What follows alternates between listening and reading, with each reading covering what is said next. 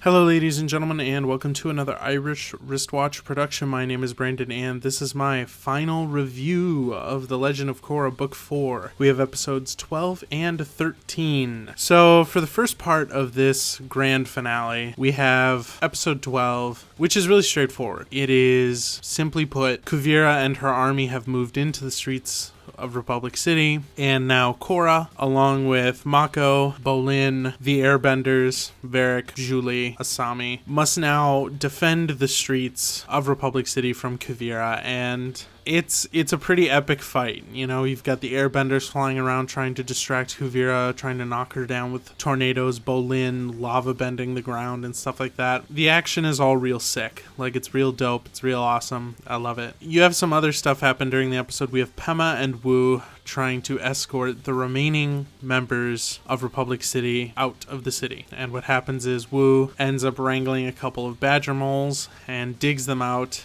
And I thought that was pretty cool. I thought him subduing the mech troopers was a cool scene. I really enjoyed it as a whole. Back to the whole mech thing. In order to get into the mech, Varric and Asami start modifying the hummingbird suits that they have. And Lin Beifong ends up going to get Mr. Sato, Asami's dad, out of prison.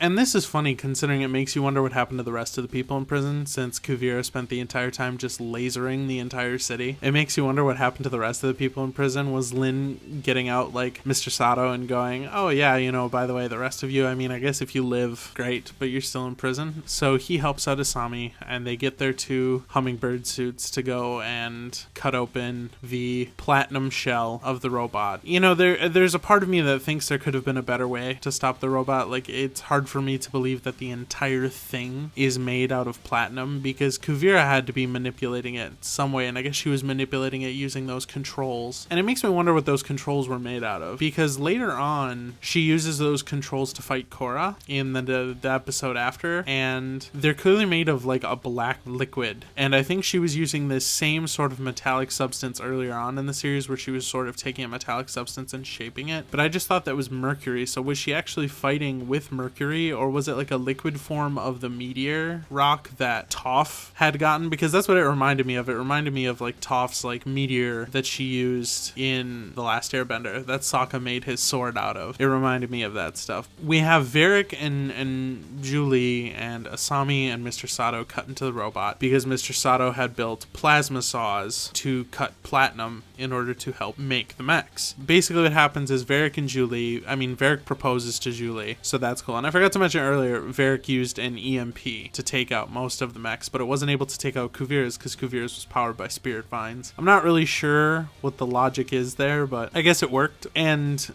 we have Varric and Julie. Varric proposes to Julie using a green ring, which seems sort of Earth King to me. It sort of seems kind of weird, because somebody pointed out that wouldn't the water tribe, him being from the water tribe, wouldn't he have used like a necklace, like a betrothal necklace? But I mean, I guess this the symbol is that it's far more symbolic to use the ring, and that people would get it. I know I forgot about the betrothal necklace thing, so. But we have that whole thing, and Varric and Julie bail, and then Mr. Sato bails Asami out of the mech, so that way he can finish cutting a hole, and Kuvira kills her dad. I gotta say, as a whole, that scene really didn't get to me. Like, I was kind of just like, oh, he's dead, I guess. But considering he hasn't been relevant for most of the series after season 1, and aside from the one episode where we see that Asami was getting closure with her dad, it seems kind of, I don't really know what to say. It seems like a really cheap form of emotional manipulation on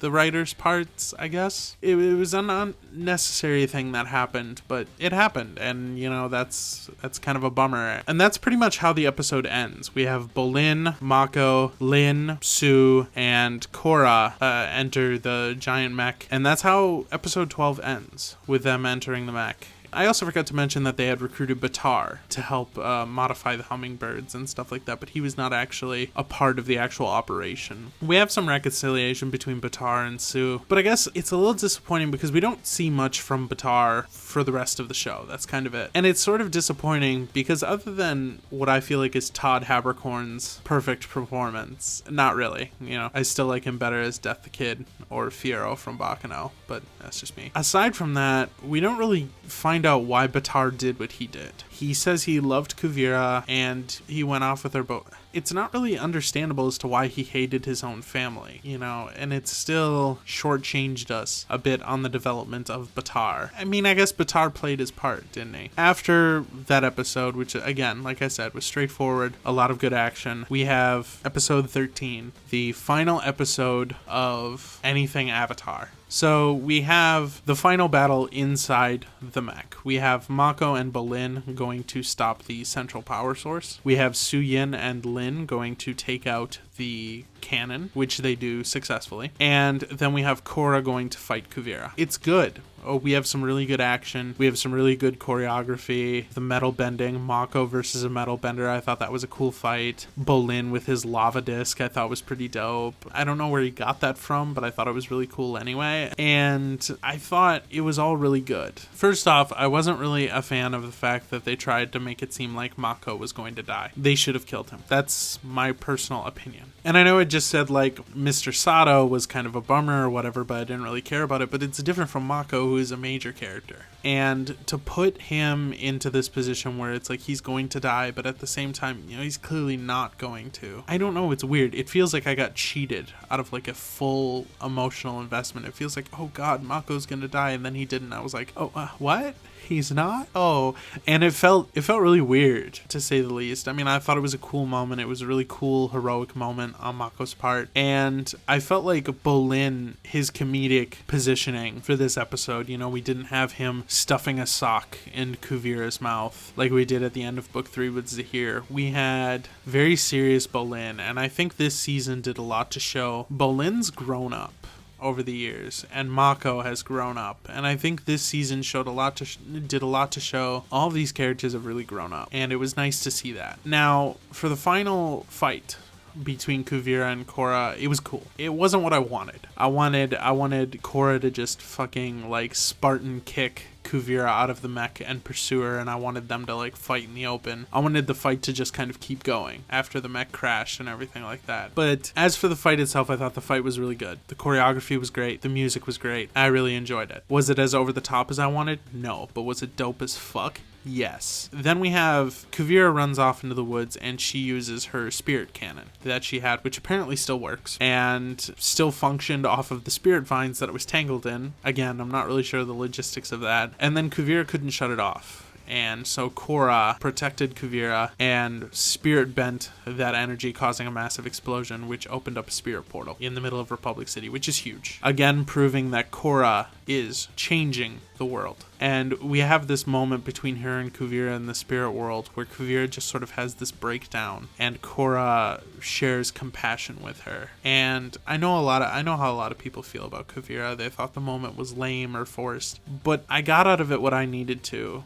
And it was Korra basically saying, I see myself in you, and I see why. We're both headstrong, and we both get a little too carried away. And she's like, I understand what you wanted. And, you know, and Kuvira has to pull the whole, you know, you're the Avatar, you're revered, which over the course of the past 3 books, we can totally see that there is no way Korra is revered. Okay, I've never seen more shit talking done to an Avatar. And, you know, we see Kuvira also stating, I really liked Kuvira's breakdown where she said, like, you were gone, and, you know, what was I supposed to do? And her taking it upon herself. And I liked it. And I know a lot of people hate it, but I thought it was a good moment. I thought it was good. To say that it could have been done better, sure. I mean, that's true. That's obvious, I think. We're also saying that for a lot of things in this series. I think there are a lot of things that could have been done better, especially relating to the characters. But I think for what we got, it was good, and it did its job. You know, we get Kuvira's army surrendering because Kuvira did,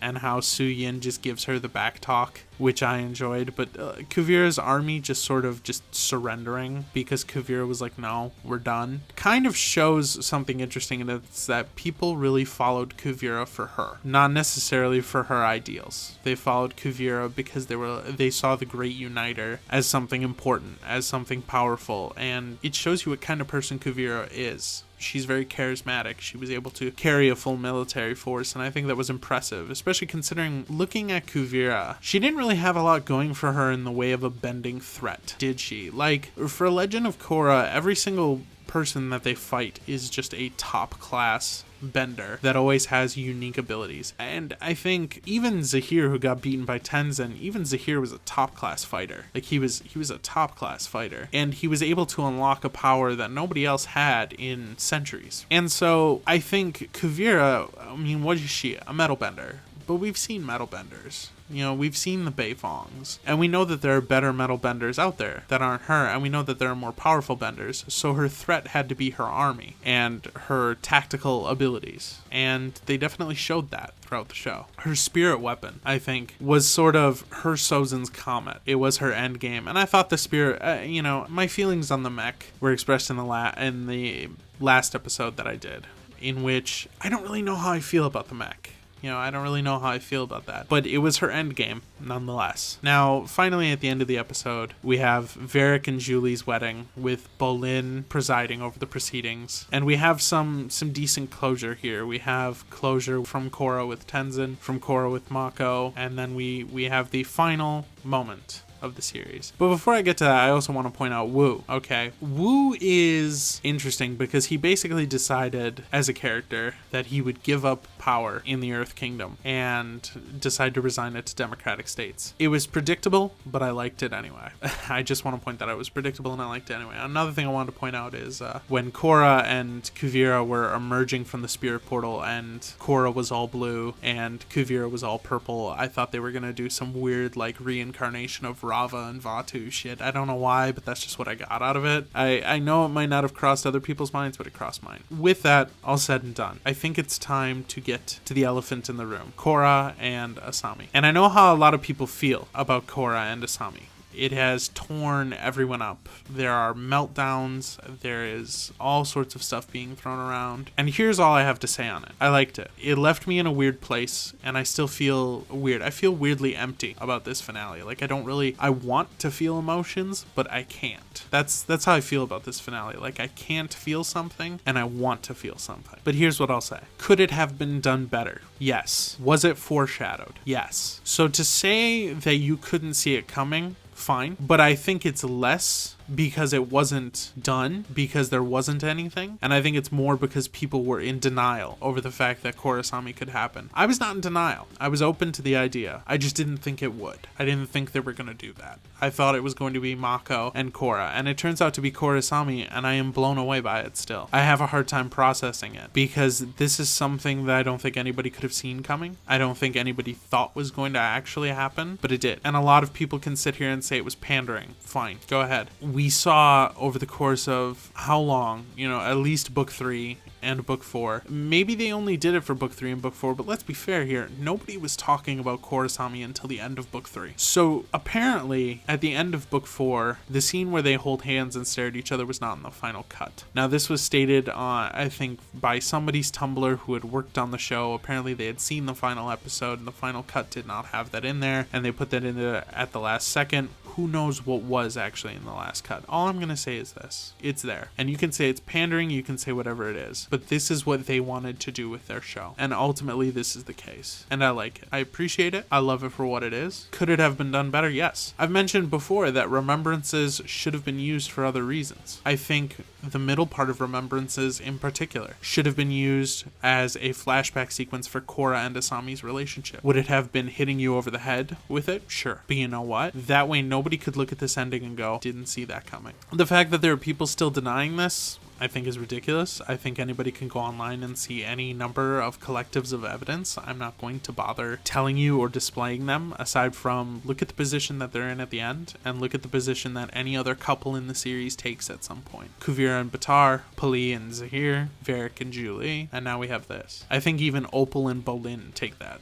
at some point. I think it's great. I think it's fantastic. And I think in a weird way, I'm proud to have invested as much in this series as I did. And so for that, I'm happy. But at the same time, I feel like this ending lacked something. Maybe it was so straightforward with it that maybe it's because it didn't feel like there was any majesty of it, but it felt like it was just there, and I'm still kind of processing, and I don't really know how that's possible. I think the only way this can really be complete for me is if I watch Legend of Korra from beginning to end. I know that might sound weird, but I think to watch the series from beginning to end, to see everything happen, because I haven't really rewatched any of it since my initial viewings. I rewatched the finale of book 3 a couple times, I rewatched book 1, but I think to rewatch all of it in a definite chain, I think will give me the closure I need. I think I'll be able to fully appreciate the growth of these characters. Could characters have been done better? Yes. Could the plot have been done better? Yes. Could the world building have been done better? Yes. I think a lot of things in this series could have been done better. But I think for what we got, for the kind of series that we got, for the kind of series that we had, and I think for that ending to go that way, I think it's beautiful. And I think I'll always love this series. I'll always love the Avatar verse, as it were. I'll be sad that we won't get more Korra. I kind of want one more book. I want one more book, or like an OVA or something, like a movie or something, just because I feel like there wasn't as much closure at the end as I wanted.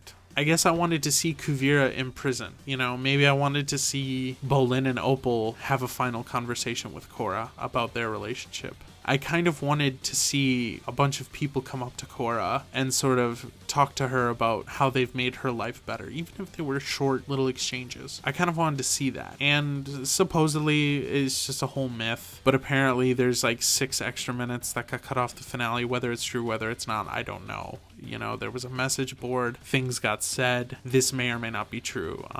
Apparently episode 12 was shortened by like a minute or 2 minutes. It was supposed to be 24. It got shortened down to 22. I don't know if the same thing happened to episode 13. This is according to an image that said that's a wrap that either Brian or Mike, one of the lead showrunners, put up that had like the final timestamps on the binders and everything like that. So I don't know, maybe or maybe not. If that stuff does exist, hopefully it gets released on the Blu-ray, and maybe it'll change things. I don't know. But for now, I think for what we got, I'm okay with it. Do I want a better ending? Yes, I want something better. But I think I'm okay with what we got, and I think I just need time to let that sit. And I don't know how long that time is gonna take until I finally fully accept what it is, but we'll see. As for that, it's been a pleasure reviewing. It's been a pleasure reviewing this series. I'll still be reviewing other series, so it's not like I'm going to be done with reviews, but it was a pleasure doing this, and maybe I'll put a full Legend of Korra retrospective up here at some point. But for now, thank you for watching, take care, and bye-bye.